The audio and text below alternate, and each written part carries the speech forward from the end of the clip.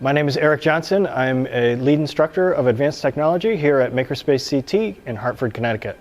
Our students here are high school age, many of whom are eager to learn a new technology and learn how to marry digital design technology with physical materials. The kids get excited about using tools they haven't used before. They love that hands-on part. So much of their education is on a Chromebook, simulated. Here they get to use real materials and 3D print real objects.